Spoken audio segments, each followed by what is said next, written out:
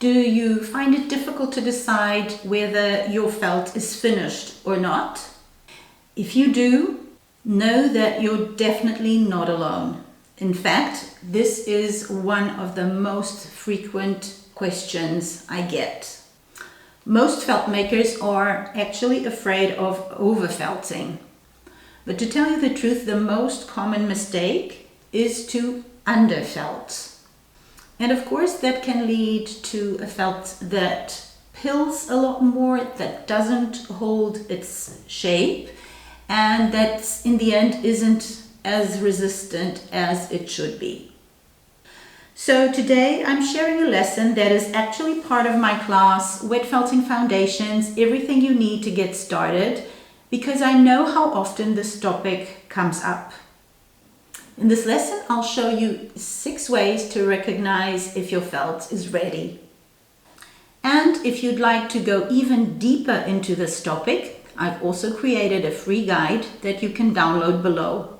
In that guide, you'll find another 5 signs that your felt is finished, as well as a few extra tips to help you develop confidence in recognizing finished felt. So if this is something you've been struggling with, do stay until the end. Now let's have a look at one of the most common questions I get from felt makers, which is actually one of the things that worries people the most. And the question is, how do I know my felt is finished? So where does a pre-felt end and a finished felt begin? Okay, so one of the things that makes it very clear if your felt is finished or not is if you pinch the surface, absolutely nothing should lift anymore, which is the case here, as you can see. This, by the way, is a finished felt, and this is a pre-felt. Now let's have a look at the pre-felt. I don't want to destroy this, but let's have a look at the pre-felt. Well, not much lifts, but some does. Can you see that? I can perfectly pull fibers off the pre-felt. What a huge difference, huh? This to this. It's absolutely impossible. So everything has felted. Also, on a finished felt, you can't recognize any fibers on the surface. If I show you this, I know we're on camera, but if I show you this, you really can't distinguish any individual fiber in here. Whereas you can in here. You can distinguish them so well that you can even lift them off. So I hope you can see it on camera that the fiber runs in this direction. I can clearly see it. Hopefully it's visible on camera as well. That's the second way to distinguish them. So the surface of a finished felt tends to look like what we call orange peel or elephant skin. So there are these little bumps on the fiber. I think you know what I mean, and they're pretty easy to recognize. So that happens when your felt has fully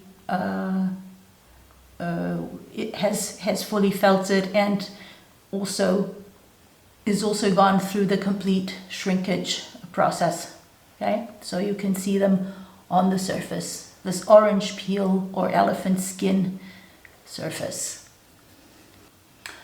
Another way to distinguish them is that if you do something like this, you rub your felt between your fingers, this being a fully finished felt doesn't move, nothing moves in here, you feel like it's a whole piece of fabric, okay? Whereas if I do that with this one, which is a pre-felt, you can perfectly well see how there is movement in the layers, so the layers aren't fully attached to each other.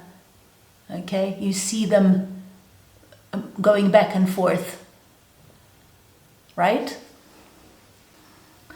Also, there's a resistance to the felt. If you pull it like this, you can see that there is a resistance, so it loses elasticity. Whereas if I pull this, I think if I pulled it with enough strength I would be able to make a hole in this, so you can feel that this is tight, whereas this isn't. It's soft, and you can really still pull it apart. Another way to distinguish them is to look at the edges. So if you look at these edges, they are nicely finished, and even if I try very, very hard, I can't pull anything apart anymore. Now look at these. If I try, look what happens. Can you see how the edges still open up? Exactly because the layers haven't properly attached to each other. I hope today's tips were helpful and that you actually apply them in your next project.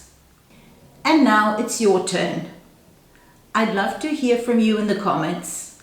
Which of these signs were new to you? Or do you have another way of testing whether your felt is finished? And once again, if you'd like to explore this topic in more depth, you can download the free guide using the link below. And that's it for today. I hope you enjoyed the video, and I'll see you again very soon.